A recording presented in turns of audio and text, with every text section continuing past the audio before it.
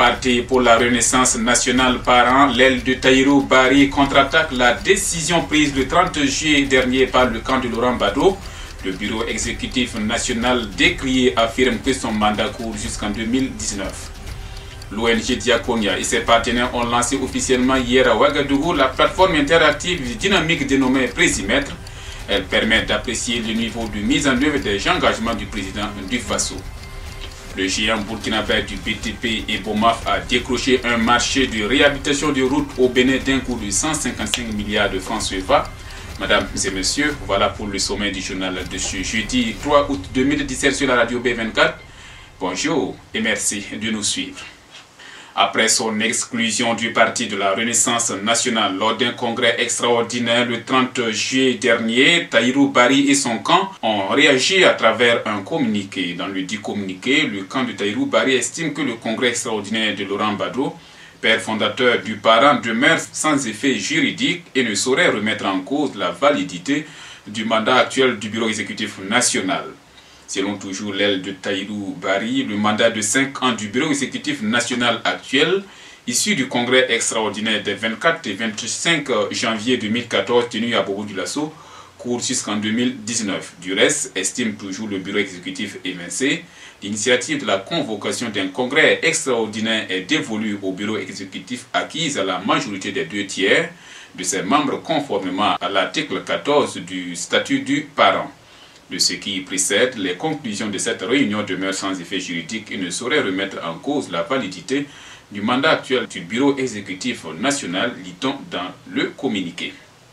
Je vous le disais en titre, l'ONG Diakonia et ses partenaires ont présenté à la presse hier mercredi 2 août 2017 à Ouagadougou la version interface dynamique et interactive de la plateforme Présimètre, un programme de redevabilité politique et socio-économique s'appuyant sur le monitoring citoyen des politiques publiques et les technologies de l'information et de la communication. Avec cette plateforme, les citoyens ont désormais la possibilité de partager leurs préoccupations, leurs opinions et surtout apprécier le niveau de mise en œuvre des engagements du président du Faso contenu dans son projet de société et dans le plan national de développement économique et social PNDS. Le Présimètre se veut donc un trame du programme de redevabilité et un outil de mesure des performances de mise en œuvre des politiques publiques, selon Luther Yamego, directeur pays de l'ONG Diakonia. Cela fait déjà 583 jours que le président du Faso, Roch Marc Christian Kaboré, a été élu, ce qui correspond à 32% de son mandat. L'entreprise burkinabé de BTP Ibomaf a décroché un marché de construction d'une route longue de 256 km au Bénin. Selon l'agence d'information du Burkina, la réhabilitation du tronçon de 256 km serait exécutée par le géant du BTP burkinabé suivant le modèle partenariat public-privé pour un montant de 155 milliards de francs CFA. Les travaux de réhabilitation du tronçon d'Assa-Savalou-Djougou ainsi que l'aménagement et le bitumage des bretelles Massila-Manigri, Perekete frontière du Togo et Basila frontière du Togo, soit une longueur cumulée de 270 532 km, interviendront demain vendredi 4 août 2017 selon un communiqué rapporté par l'AIB. A noter que depuis plusieurs années, l'entreprise Ibomaf s'est imposée dans le secteur du BTP en Afrique de l'Ouest grâce à une expertise avérée dans les grands travaux au Bénin, en Côte d'Ivoire, en Guinée-Conakry et au Togo. L'organisation humanitaire Christian Relief and Development Organization, en abrégé CREDO, a organisé le vendredi 28 juillet dernier à Ouagadougou la deuxième édition de la soirée de parrainage dénommée Téléthon. Cette deuxième édition a permis de récolter des fonds afin d'assurer la prise en charge scolaire de 2000 orphelins et enfants vulnérables. Selon le secrétaire général de CREDO, Zosias Sanogo, au regard de la baisse des financements des partenaires du Nord, pour faire face aux nombreuses sollicitations adressées à l'ONG, il était nécessaire d'inventer un mécanisme palliatif.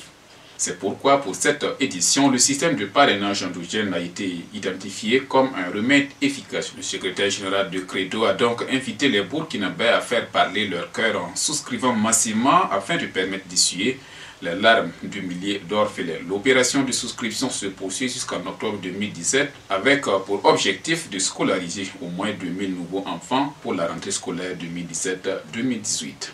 Le ministère de la Justice, des Droits humains et de la Promotion civique organise depuis le 1er août dernier à Ouagadougou un conseil de cabinet élargi aux collaborateurs de la justice aux fins d'examiner l'avant-projet de loi portant organisation judiciaire au Burkina Faso. Cet avant-projet de loi portant organisation judiciaire au Burkina Faso prévoit entre autres le remplacement de certains tribunaux, la création de sections pour désengorger la cour d'appel et une nouvelle répartition des compétences délimitant plus clairement l'organisation judiciaire. Et nous terminons avec cette information sportive. C'est ce soir que le président de la Confédération africaine de football, le malgache Ahmad Ahmad, arrive à Ouagadougou pour une visite d'amitié dans la capitale burkinabé. Du 3 au 6 août a annoncé hier mercredi la Fédération burkinabé de football. Au cours de son séjour, le nouvel homme fort de la Confédération africaine de football s'emploiera à rencontrer les autorités nationales. Le comité exécutif de la Fédération burkinabé de football et le Mogonaba a annoncé la FBF sur son site. Depuis son élection le 16 mars 2017 à Addis Abeba en Éthiopie, c'est la première fois que Ahmad Ahmad effectue une visite officielle au Burkina Faso. Voilà, mesdames et messieurs, c'était notre version de l'actualité. Merci à vous tous qui nous avez suivis. À très bientôt pour d'autres sessions d'information. Au revoir.